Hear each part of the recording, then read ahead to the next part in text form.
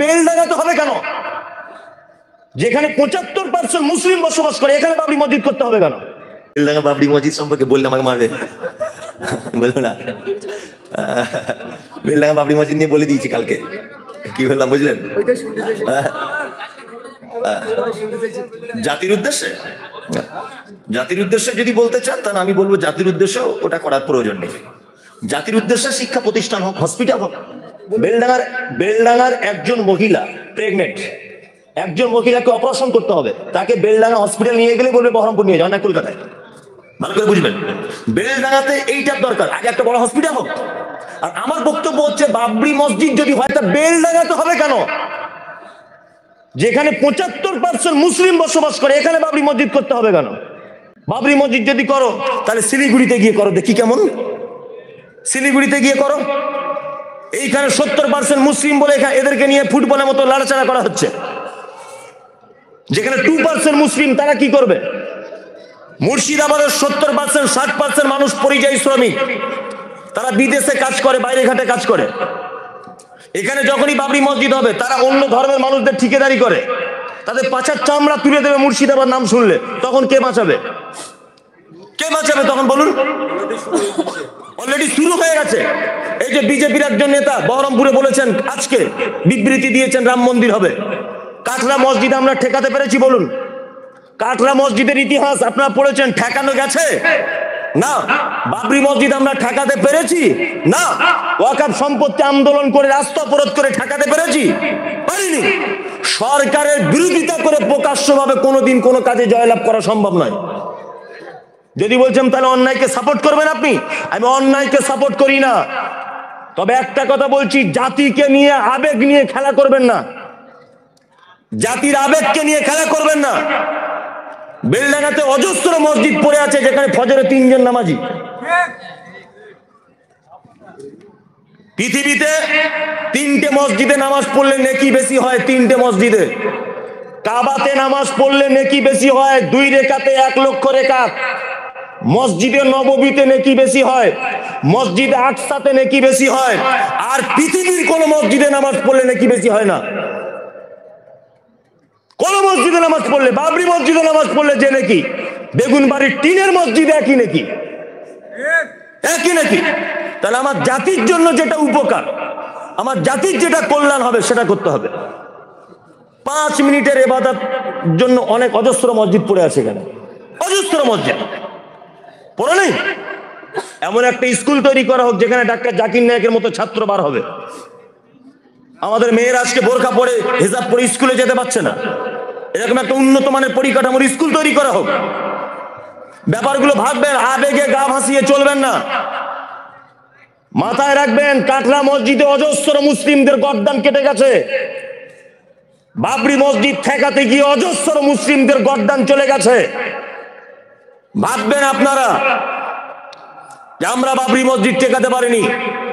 আজও পর্যন্ত আপনাদের কাটরা মসজিদ নামাজ পড়তে পারে না মুসলিমরা, পারে? আজও পর্যন্ত বন্ধ। ওয়াকফ সম্পত্তির জন্য আমরা রক্ত দিয়েছি রাস্তাতে, কলকাতার রাজপথে। আমি মুমতাজুল ইসলাম নিজে ফার্স্ট কাতারে ছিলাম। আমার বক্তব্য হয়তো আপনারা কলকাতা থেকেও শুনেছেন। ওয়াকফ সম্পত্তি আমরা টেকাতে পেরেছি বলুন? পেরেছি? পারবে না। এটা যা হচ্ছে এগুলো রাজনৈতিক ইস্যুতে হচ্ছে। দয়া করে বলছি, আবেগে গা ভাসিয়ে এসব কাজে পা দেবেন না। বেলডাঙ্গার একটা নিজস্ব ঐতিহ্য আছে। আজকে যে গত বছরে যে আপনার কার্তিক পুজো ঝামেলা হলো, কারা মার খেয়েছে বলুন? কেন মার খেলো? কেন 70% মুসলিম? কেন মার খেলো 70% মুসলিম থাকার পরেও? এই যে আইন প্রশাসন ওদের। তাহলে এবার আপনি কি করে ঠেকাবেন বলুন? কি করে ঠেকাবেন? ওই জন্য বলছি, আবেগে গা ভাসাবেন না, বিবেক দিয়ে চিন্তা ভাবনা করুন। বিবেক দিয়ে, বিবেক দিয়ে ভাবুন ব্যাপারটা কি করা যায়। তবে আমাকে যদি ব্যক্তিগতভাবে জিজ্ঞেস করেন যে আপনার মতামত কি, আমি কালকে মতামত জানিয়ে দিয়েছি সোশ্যাল মিডিয়াতে যে না, আমার ব্যক্তিগত মতামত যে জাতির বাবরি মসজিদ করে বৃহৎ কোনো উপকার হবে না। জাতির জন্য যদি একটা মাল্টি স্পেশালিস্ট হসপিটাল হয়, একটা চিকিৎসালয় হয়, 5 জন মেয়ে যদি আমাদের ডাক্তার বার হয়, 5টা ছেলে যদি ডাক্তার বার হয়, তাহলে আগামী প্রজন্ম আমাদের থেকে কিছু একটা উপহার পাবে। আলিগড় ইউনিভার্সিটির মতো একটা ইউনিভার্সিটি হোক। আমি বলছি এতদিন বাবরি মসজিদ করার স্বপ্ন জাগলো কেন? আজকে 20 বছর ধরে তুমি দায়িত্ব ছিলে, রাজনৈতিক দায়িত্বে। এই 20 বছরে মুসলমানদের জন্য মুর্শিদাবাদে কি করেছো আগে বলো? 20 বছর তুমি দায়িত্ব ছিল, রাজনৈতিক দায়িত্বে। এই 20 বছরে তুমি মুসলমানদের জন্য কি করেছো? আজকে কেন এইটা হচ্ছে বাবরি মসজিদ? আবার বাবরি মসজিদ নাম দেওয়া হচ্ছে কেন? আবার 6 ডিসেম্বর হচ্ছে কেন? 6 ডিসেম্বর ভেঙেছিল, তার মানে একটা প্রতিযোগিতা, একটা বিশাল একটা সাম্প্রদায়িকতা, শান্ত পরিবেশ, অশান্তি হবে। কি বলছি বুঝতে পারছেন না? আমি জানি আপনারা ওর পক্ষে বিপক্ষে, এটা আমার দেখার দরকার নেই। আমি আমার মতামত জানালাম। খুব সুন্দর কথা। হ্যাঁ, খুব সুন্দর কথা। আমি আমার জাতির উপকার বুঝবো না? তার নিজের ফায়দার জন্য জাতি। আমি বলছি, আমার একটা কথা হচ্ছে এই যে উনি যদি জাতির কিছু ভালো চান, তাহলে আজকে 20-25 বছর উনি রাজনৈতিক দলের নেতা হয়ে আছেন। বলুন আপনারা, এই যে ফ্লাইওভারটা রেল লাইনের এখানে, এটা কেন হলো না? উনি 20 বছর ধরে কি করছিলেন? বেলডাঙ্গাতে যখন কার্তিক পুজো ঝামেলা হয়, উনি কোথায় ছিলেন? ওনাকে কেন প্রথম সারিতে দেখা গেল না? মানুষের আবেগ। আর আমার এটা বক্তব্য থাকলো সোশ্যাল মিডিয়াতে, আমার ওই কথা থাকলো, বাবরি মসজিদ যদি করার আপনার এত ইচ্ছা হয়, যেখানে 2% মুসলিম বসবাস করে, ওখানে গিয়ে করুন, আপনার চামড়া তুলে দিবে। বেলডাঙ্গা 70% মুসলমান বলে এখানে সুযোগ নিচ্ছে, আর এই গরিব মুসলমানদেরকে নিয়ে রাজনীতি করছে। মসজিদ যদি বেলডাঙ্গাতে প্রয়োজন হয়, আলেম ওলামারা করবে। মসজিদ যদি প্রয়োজনীয় হয়, বেগুনবাড়ির মানুষ, বুদ্ধিজীবী মানুষ, ওই আপনার মির্জাপুরের বুদ্ধিজীবী মানুষ, এনারা আলোচনা করে একটা বড় মসজিদ করবে যদি প্রয়োজন হয়। বাবরি মসজিদ নাম হবে কেন? বাবরি মসজিদ হতে যাবে কেন? এইগুলো ওসব কিছুই নয়। আসলে এখন দলে দাম পাচ্ছে না, তো দলে দাম পাচ্ছে না, ওই জন্য একটু নিজের দামের জন্য এসব রাজনৈতিক পলিটিক্যাল ব্যাপার, এছাড়া কিছুই নাই। কি বললাম বুঝলেন তো? আল্লাহ আমাদের জাতিকে সঠিক বোঝার তৌফিক দান করো, যে সঠিকটা বুঝুন। আমি আল্লাহর কসম করে বলছি, আমি আপনার বিরুদ্ধের লোক নাই। আমার এই জায়গাটা আফসোস যে 130 কোটি টাকা বাজেটের মসজিদ করতে হবে। 130 কোটি টাকা যদি জাতির জন্য একটা হসপিটাল করা হতো, তাহলে অন্তত বেগুনবাড়ি, মির্জাপুর, এই আপনার কি বলে কাজীসাহা, এই এলাকার মানুষের আর কলকাতায় ছুটতে হতো না, এখানে চিকিৎসাটা তো হতো। পাশাপাশি স্কুল হসপিটাল হবে বলছি। কি বলছি বুঝতে পারছেন তো?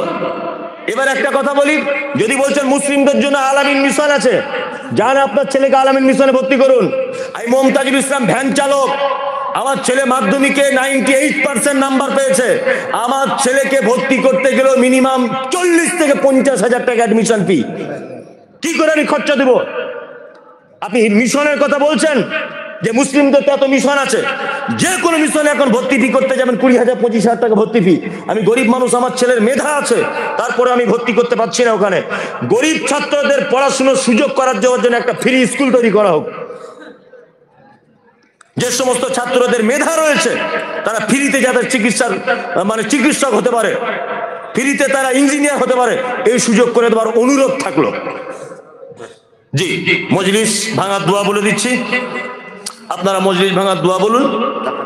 আর 10-20 টাকা করে, তিনি যদি বলছেন টাকার কথা বলছেন না, জি আপনার 10-20 টাকা করে সবাই আনুন, একটু আনুন ভাই, আনুন এই 10-20 টাকা আনুন।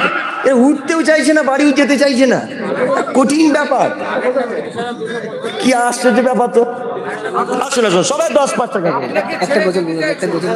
আচ্ছা, আর আমি গজল একটা বলছি, আপনারা উঠে আসুন ভাই, 10-5 টাকা করে নিয়ে আসুন, এটা অনুরোধ। 10-5 টাকা যেটা আছে ওটা আনুন। আসুন, আমাকে যদি ভালোবেসে থাকেন তাহলে আনুন। জি আসুন, আসুন সকলে আসুন। 10-20 টাকা, 100 টাকা, 200 টাকা দেন। দেখুন, একটা নেকি থেকে বঞ্চিত হবে। মজলিস ভাঙার দুয়াটা বলুন। সুবহানাকা আল্লাহুম্মা ওয়া বিহামদিকা আশহাদু আল্লা ইলাহা ইল্লা আনতা আস্তাগফিরুকা ওয়া আতুবু ইলাইক। জি, আদেশ করিল আল্লাহ।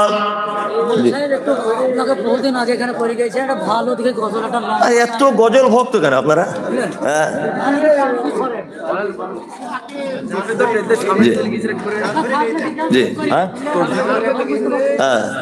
জি গাচ্ছি, গজল গাচ্ছি, আগে টাকাগুলো আসুক, মেন কাজটা হয়ে যাবে তারপর। জি না, আগে গজল বলবো না, আমি অত বোকা লোক। এ টাকা দিবে নাইলে পালাবে, আগে টাকাটা দিক, সকলেই দিক, টাকা দিক।